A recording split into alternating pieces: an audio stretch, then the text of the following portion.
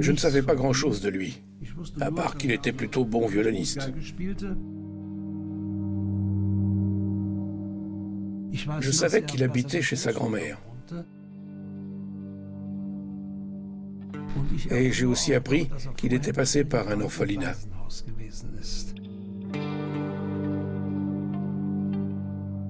Willy avait l'air tout à fait normal. Au début, je ne pensais pas du tout qu'il pouvait avoir quelque chose de particulier.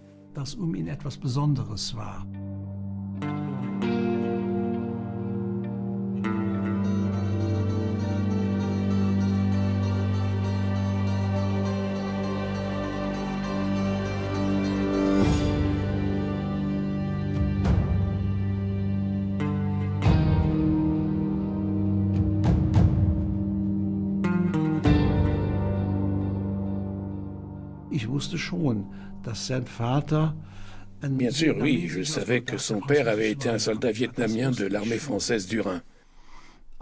Mais ma foi, c'était comme ça. On n'en faisait pas toute une histoire. C'était un enfant illégitime et franchement, ce n'était pas le seul à cette époque. Est-ce qu'il se doutait de quelque chose? Il paraît que ces stérilisations étaient réalisées sous couvert d'un examen quelconque. Ce qui est sûr, c'est qu'il n'en a jamais parlé. Moi, en tout cas, au moment où je le fréquentais, je ne le savais pas.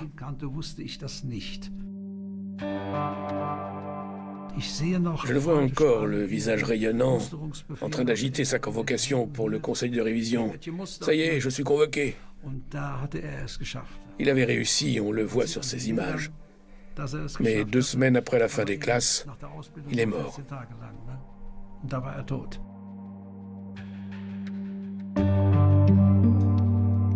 Willy Barth, né en 1923 à Euskirchen et mort en 1944, quelque part en Italie du Nord. C'était un soldat de la Wehrmacht. Aujourd'hui, la vie de Willy Barth se résume à quelques souvenirs qui s'estompent, quelques photographies et des repères biographiques épars. Ce n'est pas un hasard. L'État allemand avait décidé que des personnes comme Willy Barth n'auraient pas de descendance, pour effacer leur existence de la mémoire nationale. En 1937, il a été stérilisé de force. Il n'avait pas 14 ans. Des centaines d'autres enfants, nés de femmes allemandes et de soldats des colonies françaises, ont subi le même sort.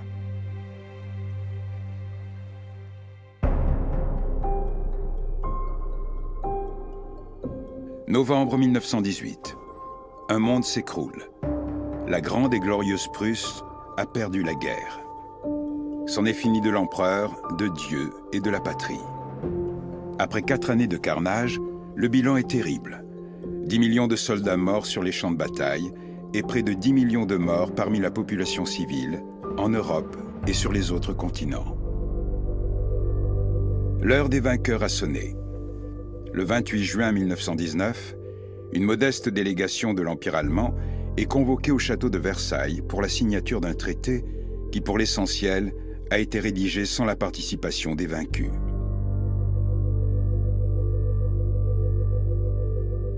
Le président du Conseil, Georges Clemenceau, s'est montré particulièrement intransigeant. C'est que la France n'a qu'une idée en tête, briser toutes les velléités d'invasion de son voisin. Le traité stipule que tous les territoires allemands de la rive gauche du Rhin seront occupés durant 15 ans par les forces de l'Entente. En janvier 1920, les troupes font leur entrée en Rhénanie, de Quai-la-Cologne. Sur les 100 000 soldats de l'armée d'occupation française, environ 1/5 est originaire des colonies. Ils viennent d'Algérie, du Maroc, de Tunisie, du Sénégal, de Madagascar ou du Vietnam. Les soldats allemands ont croisé leur route à Ypres et dans les tranchées de Verdun et ont colporté les histoires les plus effroyables sur les féroces combattants africains. C'est donc avec une appréhension certaine que la population assiste à l'arrivée de l'occupant français. Pour beaucoup d'Allemands, c'est alors la première rencontre avec des personnes d'une autre couleur de peau.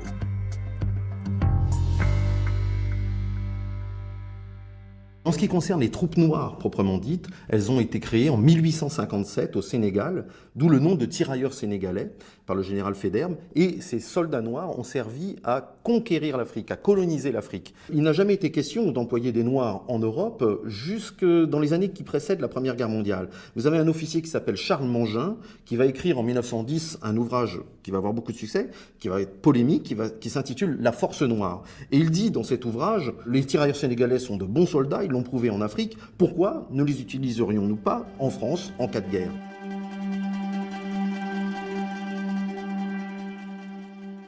Parce qu'il faut voir que la France est terrorisée par rapport à son rapport vis-à-vis de l'Allemagne. L'Allemagne, c'est un pays qui est riche, qui est puissant, qui est peuplé. 65 millions d'Allemands en 1914, 39 millions de Français. Il va de soi que le rapport est complètement déséquilibré et la France est condamnée à la défaite. Donc il faut trouver des hommes, il faut trouver des soldats. Et Charles Mangin propose de puiser dans l'immense réservoir africain.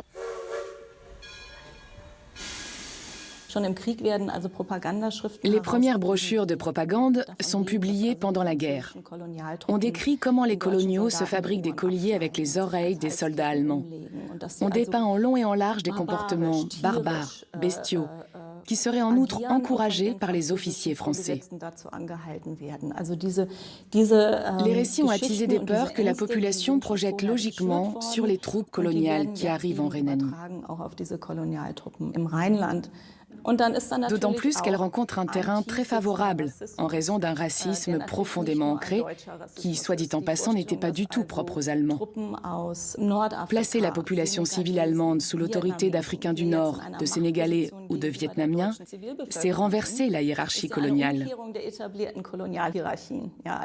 Le fait que des sujets coloniaux exercent une forme de pouvoir sur un ancien peuple de colons européens est ressenti comme profondément humiliant.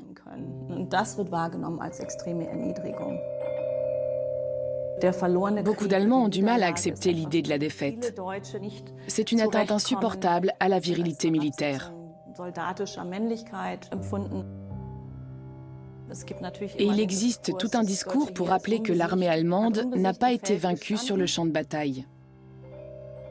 L'occupation de la Rhénanie dans les années de l'immédiate après-guerre va susciter des questions fondamentales du type « Qu'est-ce que l'Allemagne ? Qu'est-ce que ça signifie d'être allemand ?» Le sentiment de crise identitaire est réel, du moins dans une partie de la bourgeoisie conservatrice nationaliste. D'autant plus que les milieux conservateurs nationalistes perdent leur figure d'identification. L'empereur Guillaume II de Hohenzollern abdique le 9 novembre 1918. L'image est floue, mais le départ est définitif. Le dernier empereur d'Allemagne quitte son pays pour se réfugier aux Pays-Bas. La tradition monarchique prussienne multiséculaire s'interrompt du jour au lendemain.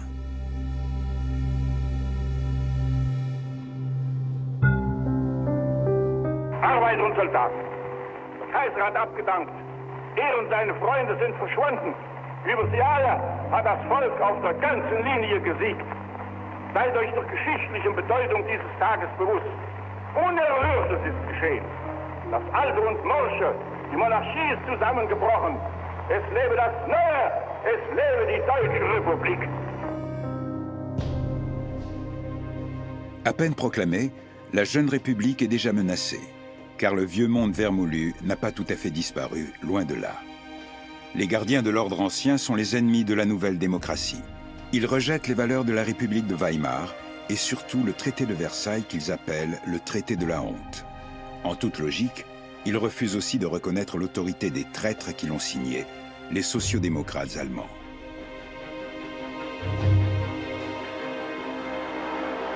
En mars 1920, une brigade militaire menée par le général von Ludwig tente de renverser le gouvernement élu du chancelier Gustav Bauer. Le putsch est un échec, mais il provoque une réaction immédiate de la France, dont les armées traversent le Rhin pour occuper des villes de la rive droite.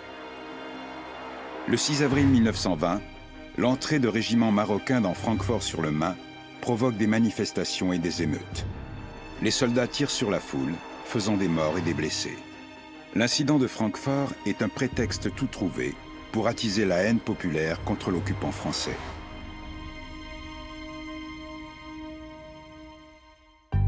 À partir du printemps 1920, nationalistes, revanchistes et racistes vont orchestrer une campagne contre ce qu'on appellera désormais la honte noire. Elle use de toutes les ficelles de la propagande et de la désinformation. Ces mots et ces images sont d'une extrême violence. Si nous choisissons malgré tout de les montrer, c'est pour une seule raison. L'écho de cette campagne, vieille d'un siècle, nous semble étrangement familier. Elle commence par la publication de récits et de témoignages. Le dimanche 7 décembre 1919 vers 16h, un soldat de couleur des colonies françaises a surgi devant Gertrude M., une ouvrière de 16 ans résidant à Euskirchen, alors qu'elle empruntait le talus de la ligne de chemin de fer Düren-Euskirchen pour rentrer chez elle. Le soldat a empoigné la jeune fille effrayée, l'a jetée dans le fossé et lui a bâillonné la bouche d'une main pour l'empêcher de crier. Elle a beau eu se débattre, son agresseur... Le dimanche 11 septembre 1921, un soldat français de couleur stationné à Euskirchen a appâté Joséphine K., 9 ans, avec des sucreries. Puis il a entraîné... Le 10 février 1920, Albert V. de Schnappach, 11 ans, a été admis à l'hôpital pour une maladie vénérienne. L'enquête a montré que le petit garçon l'avait contracté 3 mois plus tôt, après avoir été abusé de manière contre nature par un soldat marocain. Les médecins ont diagnostiqué... Quand je me suis défendue, l'un d'eux m'a mordu le doigt et ne l'a plus lâché. Il m'a arraché la chair jusqu'à l'os et aspiré le sang qui s'est mis à lui couler de la bouche.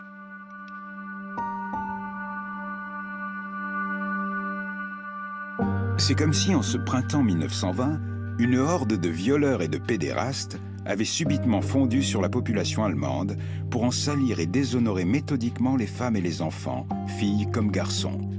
L'indignation que suscite la prétendue barbarie des troupes coloniales sur le sol allemand se manifeste sous des formes extravagantes.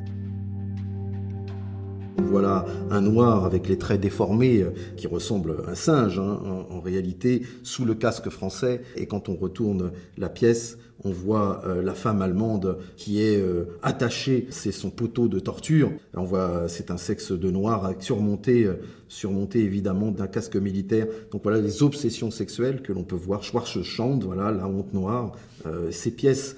C'est l'exemple effectivement de cette propagande de la honte noire qui est multiforme. On n'imagine pas à quel point aujourd'hui elle a été puissante cette propagande. Elle a reçu des fonds très très importants parce qu'il y a des brochures qui sont traduites en anglais, qui sont traduites en néerlandais, en suédois, en français, en espagnol, aux États-Unis, etc. Il y a des cartes postales, il y a des médailles comme vous le voyez, mais il y a aussi des pièces de théâtre, il y a des films qui sont tournés sur ce sujet.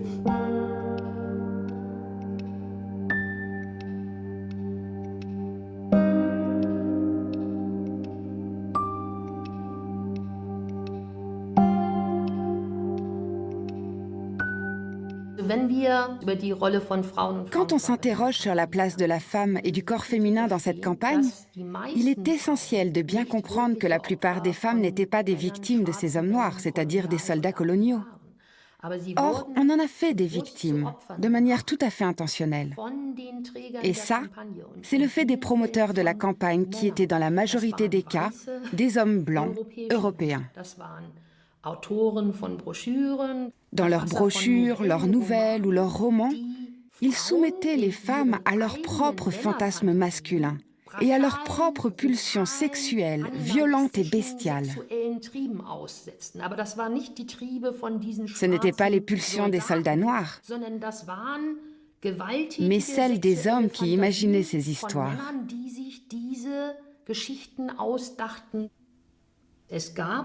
Il y a eu des débordements occasionnels de la part des troupes coloniales, c'est un fait.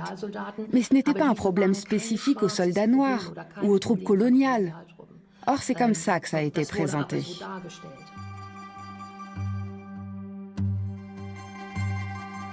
En réalité, la honte noire était déjà dans les têtes des Européens avant même que le premier soldat colonial mette un pied en Rhénanie. L'idée que les Noirs appartiennent à une race primitive et qu'ils représentent un danger pour les femmes blanches à cause de leur appétit sexuel aussi insatiable qu'incontrôlable était largement répandue. À l'époque, ça relevait pratiquement du bon sens. Les nationalistes et le mouvement d'extrême droite pan-germaniste Völkisch ne sont pas les seuls à pourfendre la présence des soldats coloniaux sur le sol allemand. d'éminents représentants politiques se joignent au concert d'indignation. Comment le monde civilisé peut-il garder le silence face à l'abjection que l'on nous impose, face à la contamination de la population par les maladies vénériennes et bien d'autres méfaits? Il faut à nouveau le crier haut et fort. Employer des soldats de couleur issus d'une civilisation inférieure pour surveiller une population de la stature intellectuelle et économique des Rhénans est un outrage envers les lois de la civilisation européenne. Friedrich Ebert, président du Reich. On peut lire cette campagne sous deux angles. Il y a d'une part la campagne de propagande pilotée par l'État. Son objectif est de revenir sur les conditions du traité de Versailles et d'influencer, en un sens favorable au pays, les développements de l'après-guerre. C'est aussi la tentative de susciter une forme de solidarité internationale avec l'Allemagne, alors qu'elle ne fait pas encore partie de la Société des Nations. Ça, c'est la lecture conventionnelle, historico-politique si on veut. Mais vous avez mentionné un autre aspect. Pourquoi cette campagne trouve-t-elle un écho aussi fort dans la population ? On interprète la défaite comme une défaillance de l'état-major militaire, de la monarchie, mais aussi des soldats allemands. Sauf qu'on ne le formule pas ouvertement. La campagne de la honte noire permet de reporter les causes de la défaite sur la présence des soldats africains. On peut dire qu'on est dans une situation classique de transfert. Dès le départ, les instigateurs de la campagne œuvrent pour que les récits des multiples viols de femmes allemandes soient repris à l'étranger. Quelques jours à peine après les affrontements de Francfort d'avril 1920, un article anglais dénonce la présence des troupes coloniales françaises sur le sol allemand. Il est signé Edmund Dini Morel, journaliste et député du Parti travailliste.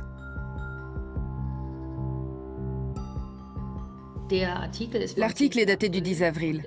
Le chapeau donne le ton. Fléau noir en Europe, la France responsable d'horreurs sexuelles sur le Rhin, disparition de jeunes filles allemandes.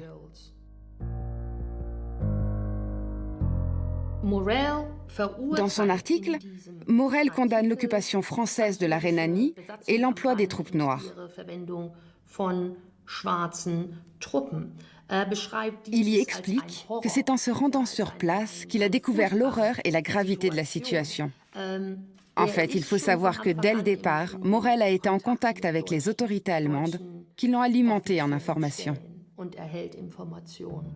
Extrait d'une note du ministère des Affaires étrangères allemand. Concerne campagne d'influence pour sensibiliser l'opinion publique anglaise à l'occupation de la Rhénanie par des troupes noires. Une importante documentation relative au comportement des troupes noires dans le territoire occupé a été communiquée à divers hommes politiques et journalistes anglais ayant séjourné à Berlin au cours de ces derniers mois. Morel s'est servi de ce matériau pour rédiger une brochure intitulée « L'horreur sur le Rhin », dont l'effet est tout à fait saisissant. Il est manifeste que l'horreur sur le Rhin a suscité chez les lecteurs un sentiment de dégoût physique et intellectuel.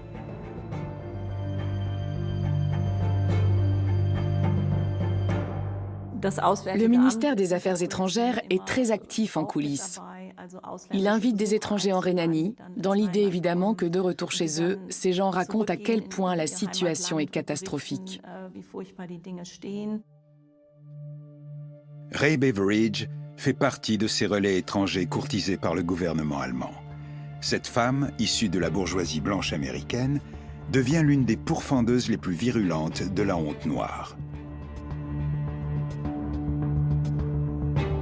Les dirigeants de nos pays auraient-ils perdu la raison ?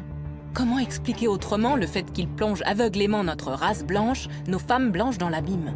J'en appelle à toutes les femmes de la Terre. J'en appelle à ceux parmi les hommes qui méritent encore ce nom. Venez à la rescousse. À toute heure du jour et de la nuit, des femmes blanches, des fillettes blanches, des garçons blancs sont en danger. Et cette menace ne cessera tant que l'on donnera à un noir du pouvoir sur des blancs. En Amérique, un homme noir qui ose s'en prendre à une femme blanche est pendu. Ces opinions racistes n'étaient pas des expressions isolées. Elles étaient répandues et partagées jusque dans le cœur du monde académique européen. Des congrès consacrés à ces questions réunissaient des scientifiques suédois, allemands, italiens, français, britanniques. Et la population européenne, de manière générale, était convaincue qu'il était important d'être blanc et de le rester. En Allemagne, l'une des rares voix à s'élever contre les slogans racistes de la honte noire est Luise Zitz. En 1919, à 50 ans passés, elle est élue à l'Assemblée nationale sous l'étiquette de l'USPD, un parti social-démocrate. En mai 1920, elle prononce un discours historique. Je constate que ceux qui s'insurgent aujourd'hui, à raison, contre les horreurs bestiales commises dans le territoire occupé, n'ont pas cru bon de protester lorsque notre propre soldatesque se livrait en Allemagne aux mêmes brutalités et horreurs bestiales contre des femmes allemandes. Je vous rappelle en outre que nos troupes ont commis des ravages effroyables à l'étranger, en France, en Belgique, en Russie, et tout particulièrement sur le terrain des mœurs. On attise la haine raciale en affirmant que l'introduction de troupes noires en Allemagne, au cœur de l'Europe, est une provocation et un outrage. On porte directement atteinte à la race noire.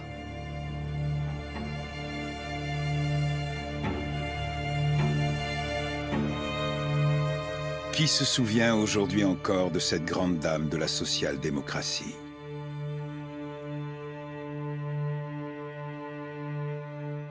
En vérité, la haine des races qui prolifèrent dans notre pays a déjà suffisamment déshonoré notre culture. Aujourd'hui, le moindre rassemblement du Parti populaire national allemand s'accompagne de cris comme « abat les Juifs » ou « dehors les Juifs ». Cette haine des races est la marque d'une corruption profonde de notre civilisation. Il y a une chose que les nationalistes, revanchistes et racistes de 1920 ne peuvent empêcher. Le rapprochement, le long des rives du Rhin, entre des hommes d'Afrique, des Philippines ou du Vietnam et des femmes allemandes.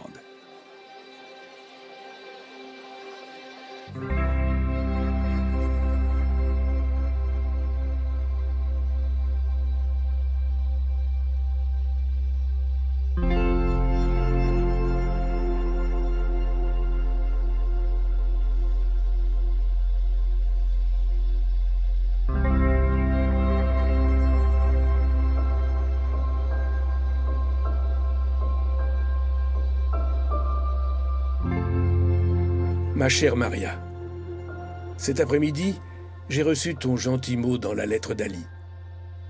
Chère Maria, je me sens mieux maintenant. Mais je ne sais pas combien de jours je resterai, pas longtemps, je crois. Mon cœur est triste de ne pas t'avoir vu lundi. J'espère que tu me seras fidèle, car je t'aime beaucoup. S'il te plaît, Maria, envoie-moi une photographie. J'aime regarder ton beau visage. S'il te plaît, Maria, je te dis au revoir et t'envoie 1000 saluts et baisers. Ton Salah.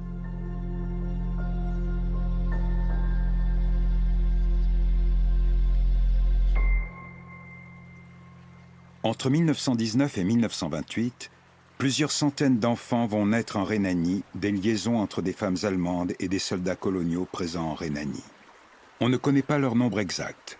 Il serait entre 400 et 1 millier. Ces enfants, les mères et leurs familles, sont immédiatement mis au banc de la société.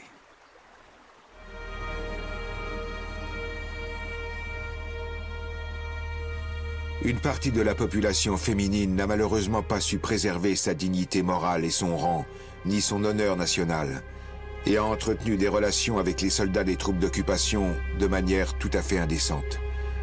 Comme cela était à craindre, ces relations n'ont pas été sans conséquences dans de nombreux cas. Friedrich Zitzler, conseiller. Allons-nous assister en silence à la disparition prochaine des chants cristallins entonnés par des Allemands blancs, beaux, bien bâtis, intelligents, vifs et sains?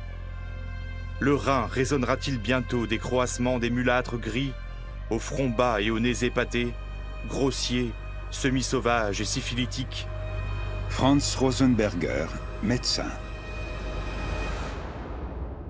On parle alors de mulâtrisation. Mais ça suppose l'existence d'un nombre assez considérable de femmes consentantes qui ont des enfants avec des soldats coloniaux. C'est pourquoi beaucoup de nationalistes s'en prennent également au déshonneur blanc. C'est en quelque sorte le pendant misogyne de la honte noire. On ne fustige plus les soldats noirs amenés par les Français, mais les femmes allemandes qui n'ont pas le sens de l'honneur ni de la patrie et qui entretiennent des rapports sexuels nombreux et répétés avec les coloniaux. Ceux qui demandent l'exclusion des femmes blanches de la communauté nationale le font bien évidemment pour des motifs racistes. Ils postulent que le corps national allemand ne peut que se générer à partir de lui-même, sans éléments extérieurs. Il est donc impératif d'en exclure toutes celles qui se rendent coupables d'une atteinte à l'intégrité de la race. Quelqu'un qui a la peau foncée est soupçonné a priori de ne pas être vraiment allemand. Il y a donc la conviction très profonde que le fait d'être allemand correspond à une identité ethnique bien précise. Être allemand, c'est donc posséder la bonne couleur de peau.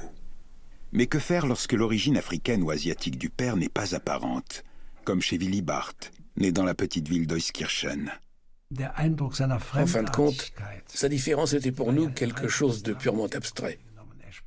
Il faut dire qu'il parlait un dialecte incroyablement prononcé, au point que s'il existait une personne dont on pouvait immédiatement dire qu'elle venait d'Euskirchen, c'était bien lui.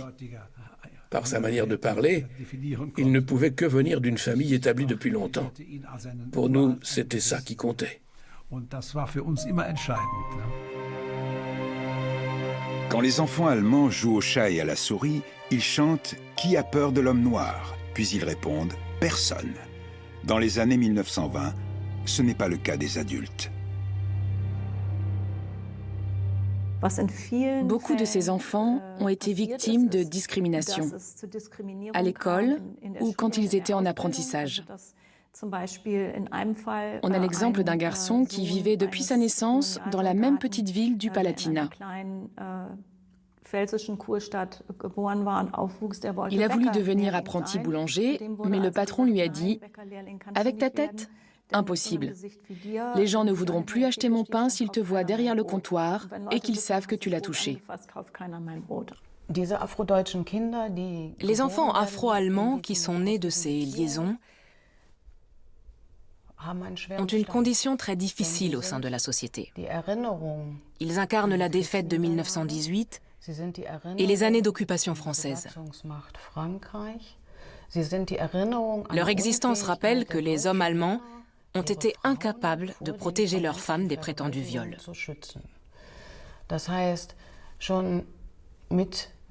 Et donc, dès le milieu des années 1920, ces enfants sont dans le viseur des autorités parce qu'on les perçoit comme une menace potentielle. Dans le Palatinat, de jeunes métis seront bientôt en âge de procréer, ce qui suscite de grandes inquiétudes. Je vous prie donc de sonder quelques personnes au ministère des Territoires occupés et à l'Office de la santé publique du Reich, afin de savoir quelles mesures seraient envisageables en vue de préserver la pureté de la race menacée par le sang de couleur dans les territoires occupés. Le conseiller Dieudonné a rappelé que la stérilisation des métis pouvait être réalisée lors d'une intervention parfaitement indolore. J'ai conscience qu'une telle intervention serait illégale au vu de la situation juridique actuelle. Heinrich Jolas, commissaire aux affaires palatines. Avant la Première Guerre mondiale, il s'est déjà posé la question du statut des enfants métis légitimes nés dans les colonies allemandes. Peuvent-ils hériter de la nationalité allemande du père ? Les racistes sont évidemment contre une telle idée, mais il faut noter qu'ils n'arrivent pas encore à imposer leur point de vue. La véritable rupture intervient avec le national-socialisme. À partir de là, la nationalité sera à nouveau clairement déterminée selon le critère racial. Évidemment, ça a eu des conséquences dramatiques sur la vie et l'intégrité physique des bâtards de Rhénanie, comme on les appelait. Le paradoxe d'une époque. La modernité effervescente de la République de Weimar côtoie la folie raciale du mouvement Völkisch. Tandis que Joséphine Baker met le tout Berlin en émoi avec sa ceinture de banane, on craint non loin de là pour la pureté du corps national. l'idée d'une stérilisation obligatoire des enfants de Rhénanie fait son chemin dans certaines administrations. Les histoires de ces enfants sont pour la plupart mal connues. Celle de Gregor Bartz fait figure d'exception. Il naît en 1921 à Pleit, à la lisière de la région volcanique de l'Eifel. Le père de Gregor ne fait pas partie des troupes coloniales françaises. Il est membre de l'infanterie américaine et originaire des Philippines.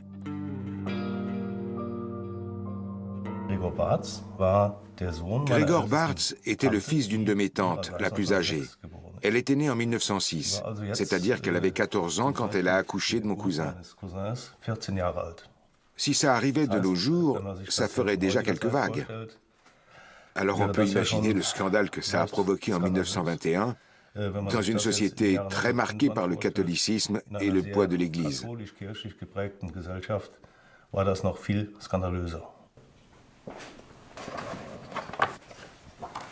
Voilà. Toute la famille Crayer réunie. La photo doit dater de 1925-1926.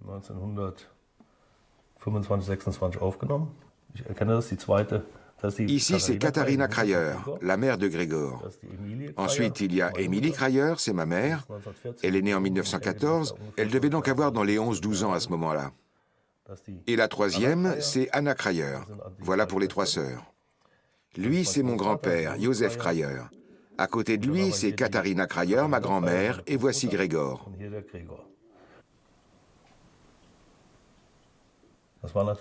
Donc, comme je le disais, ça a été un énorme scandale. Normalement, ma tante aurait été mise à l'écart de la communauté villageoise, mais ça ne s'est pas passé comme ça. Et c'est certainement en partie grâce à mon grand-père et à la famille. Mon grand-père était un des cofondateurs de la section locale du Parti social-démocrate. C'était un homme de caractère qui ne se laissait pas faire. Je suis persuadé que ça a beaucoup contribué au fait que le petit ait été accepté par le village. En 1927, Katharina a épousé cet homme ici, Peter Bartz.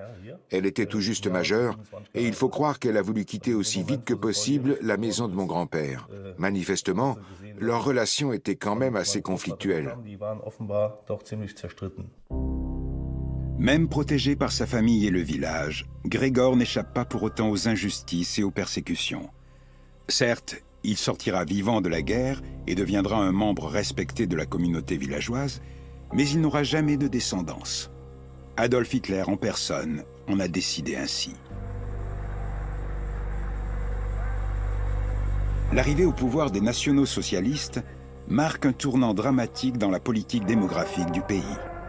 Des personnes comme Gregor Bartz sont désormais les cibles d'une politique raciale qui se nourrit d'idées formulées dès le XIXe siècle. En Allemagne, le zoologue Ernst Haeckel est l'un des fondateurs de ce que l'on nommera la raciologie.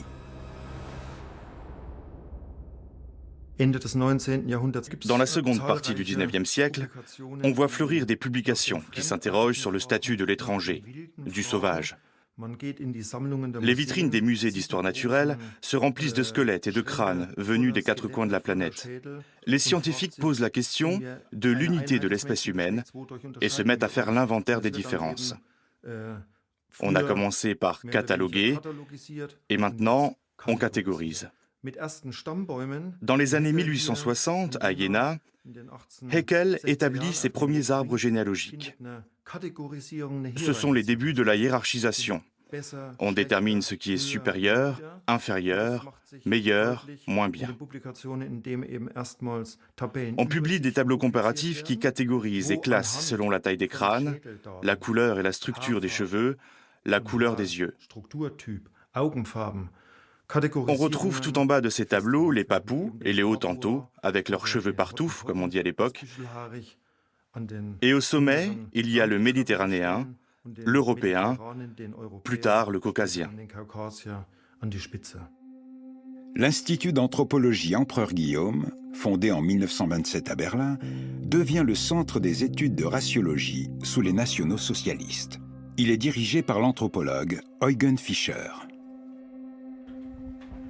Fischer est aussi l'un des pères spirituels d'un projet de loi qui vise à mettre en œuvre le concept d'hygiène raciale des nationaux-socialistes.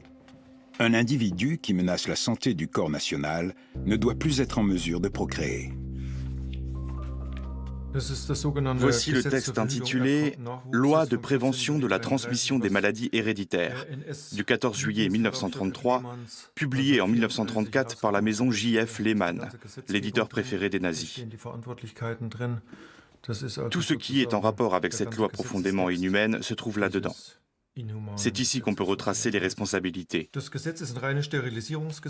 Il faut bien comprendre que ce n'est rien d'autre qu'une loi de stérilisation eugénique dont le but était de légaliser et légitimer des campagnes de stérilisation forcée à grande échelle.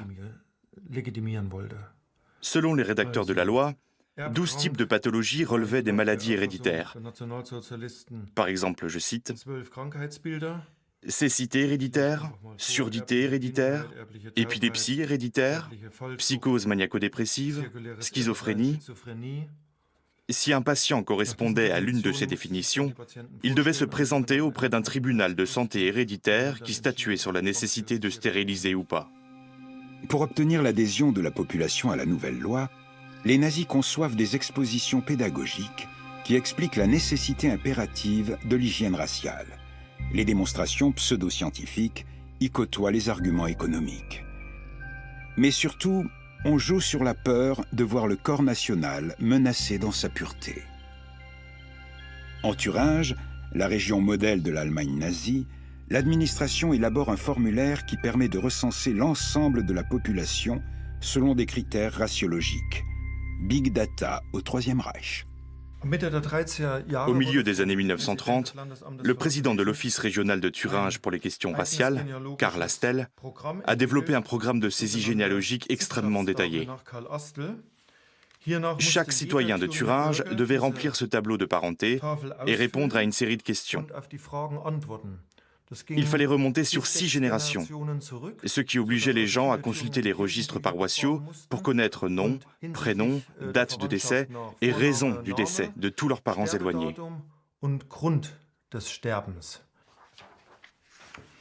Cela a permis de recenser tout le monde, les délinquants, les homosexuels, les juifs. Cela a servi à des enquêtes statistiques, à vérifier le poids économique de certaines populations, entre autres. Et bien sûr, les informations étaient transmises sans vergogne aux autres services. Il n'y avait aucune protection des données.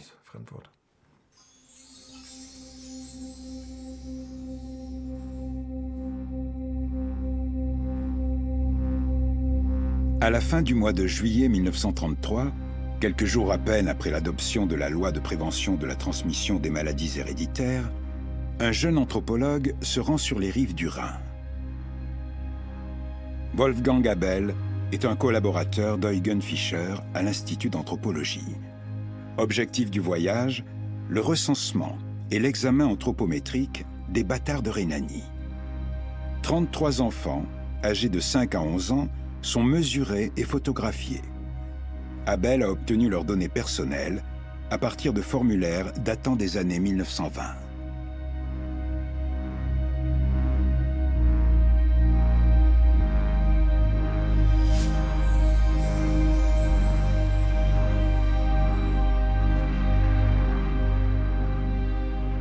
À quelques rares exceptions près, les examens sont effectués sans l'accord des enfants ni des parents.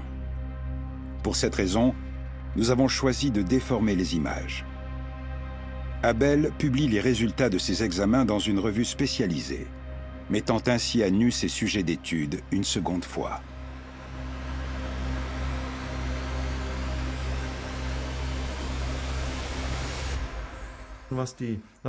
Quand ils répertoriaient les mensurations des nez, les couleurs de cheveux ou des yeux, les nazis pratiquaient de la pseudoscience. Le concept de race est une construction sociale, rien de plus. Il ne repose sur aucun fondement scientifique. Distinguer différentes races au sein de l'espèce humaine relève d'une typologie sociale et politique. N'importe quel scientifique est censé vous le dire aujourd'hui. Il n'y a pas de critère moins adapté que la pigmentation de la peau pour déterminer l'existence de prétendues races au sein de l'espèce humaine. Les recherches les plus récentes ont établi que nous avions tous la peau sombre il y a 8000 ans. L'Afrique est le berceau de l'humanité, de tous les humains sur Terre. Le terme de race ne devrait plus jamais être employé. Les races n'ont jamais existé. Ce sont des constructions.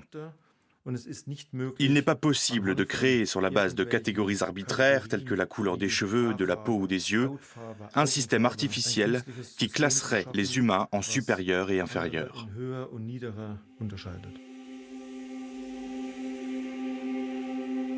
Le 11 mars 1935, les locaux du ministère de l'Intérieur à Berlin accueillent une réunion du cercle de travail numéro 2 du Conseil d'experts pour la politique démographique et raciale. Pratiquement tous les grands eugénistes et spécialistes des questions raciales du Troisième Reich sont présents.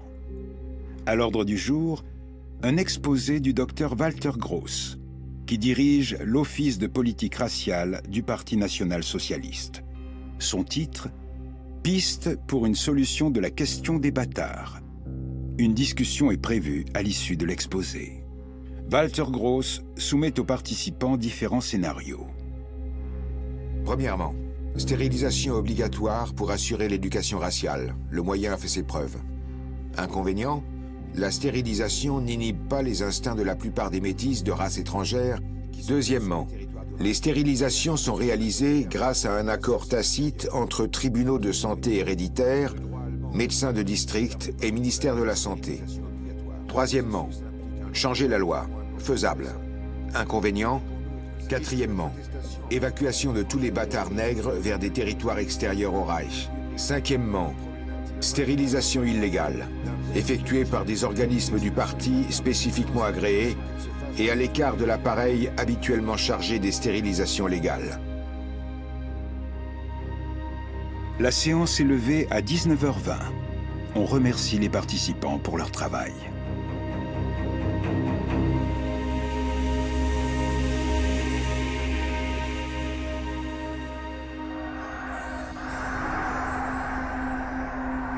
Chaque animal s'accouple exclusivement avec un représentant de la même espèce. La mésange avec la mésange, le pinson avec le pinson, la cigogne avec la cigogne. Bref, tout croisement entre races a les conséquences suivantes. A. Baisse du niveau de la race supérieure. B. Régression physique et intellectuelle, et donc début d'une dégénérescence lente mais implacable. Ce sont les Juifs qui ont introduit et qui introduisent le nègre sur le Rhin, toujours avec la même arrière-pensée et dans le même but affirmé: détruire la race blanche tant détestée par l'abâtardissement inévitable qui en résulte, de la faire tomber de son piédestal culturel et politique pour prendre sa place et régner sur elle. Adolf Hitler, Mein Kampf. C'est Adolf Hitler, l'ancien soldat de première classe et chancelier du Reich, qui signe en personne, en avril 1937, l'ordre secret de procéder à la stérilisation forcée des enfants de Rhénanie.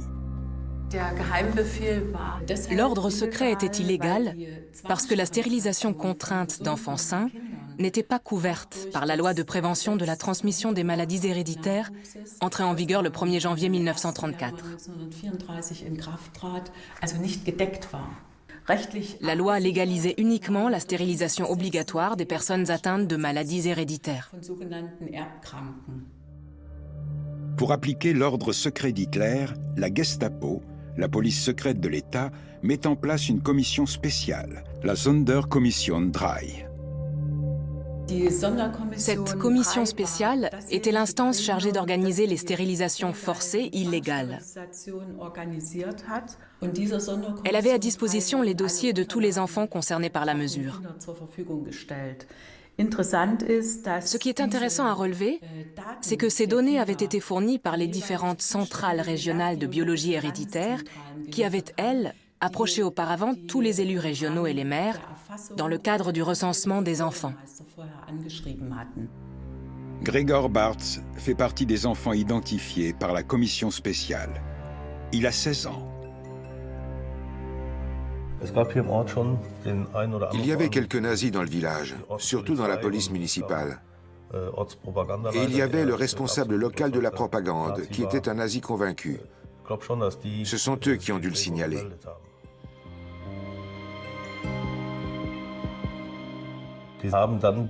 Ils faisaient du chantage. Si les mères refusaient la stérilisation de leur enfant, on leur faisait comprendre qu'elles devaient être rééduquées. La rééducation, ça voulait dire déportation dans un camp de concentration. Pendant que les enfants étaient envoyés dans un château au bord de la Moselle qui servait de camp pour mineurs.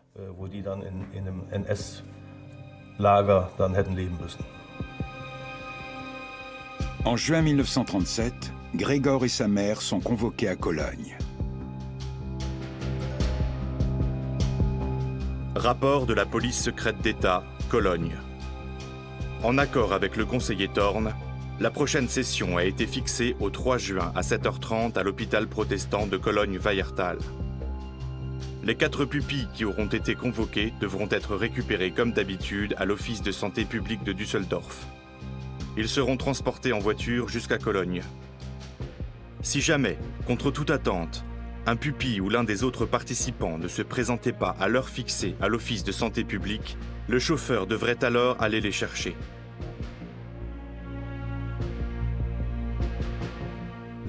À Cologne, Grégor et sa mère étaient attendus à l'hôpital de Weiertal, qui est une clinique protestante. Les cliniques catholiques refusaient la plupart du temps de pratiquer ce genre d'intervention. Il paraît, c'est en tout cas ce qui se dit dans la famille, qu'en traversant le Rhin à Cologne, les deux se seraient arrêtés un instant et auraient envisagé de se jeter dans le fleuve.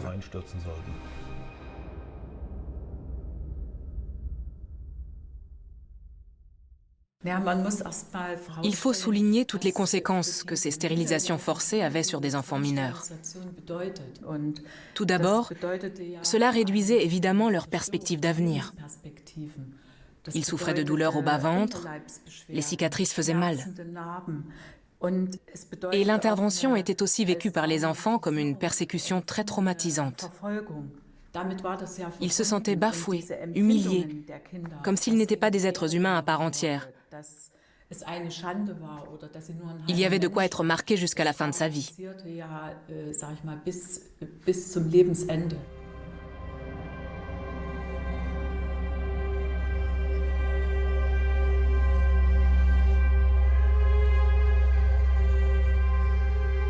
J'entends d'abord le bruissement de vêtements. On s'agite autour de moi. Puis je ressens la faible lueur du plafonnier sur mon œil. J'essaye en vain de me composer une image plus nette de la situation. Mais le réel ne cesse de se dérober. Je nage dans le brouillard et le néant. J'ai l'impression que mon corps est compressé. Je le palpe avec précaution.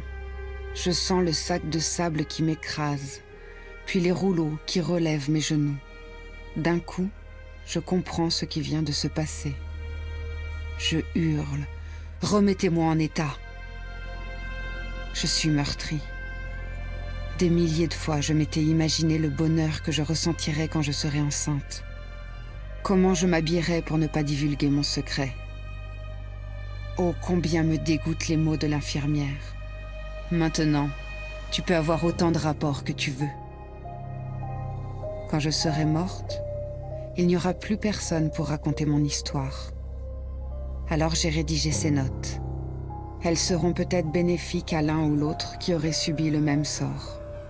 Peut-être aurais-je contribué à dissiper une partie de l'obscurité.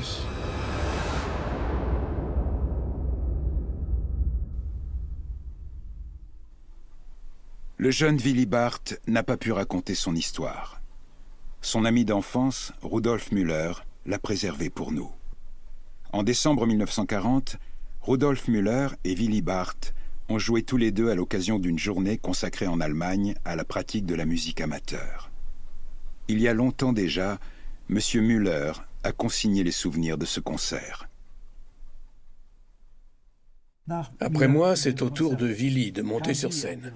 Il n'est pas membre des jeunesses hitlériennes, mais ce soir-là, il emporte l'uniforme. La chemise brune, avec ceinturon, les bretelles, le foulard noir. C'est presque avec un petit air de défi qu'il se présente devant son auditoire, il règle son pupitre et accorde son violon sans se presser. Son ami Franz Schwingler, qui a le même âge, se tient déjà prêt au piano. Il joue une pièce de Bach Gounod intitulée Ave Maria. Willy paraît très à l'aise car les mouvements de son torse sont fluides. Tandis que la pièce se termine par une note soutenue, il se tourne vers son partenaire au piano qui opine de la tête. Alors qu'un tonnerre d'applaudissements vient le féliciter pour sa prestation, il regarde de côté, l'air déconcerté, puis quitte la scène en toute hâte et à grands pas, pris d'un soudain accès de panique. C'était vraiment ça. Comme s'il voulait s'enfuir. Mais Franz Schwingler, qui lui a emboîté le pas, le repousse vers la scène. Alors seulement, il regarde le public, découvre tous ces visages bienveillants et sent le vent de sympathie qui le caresse.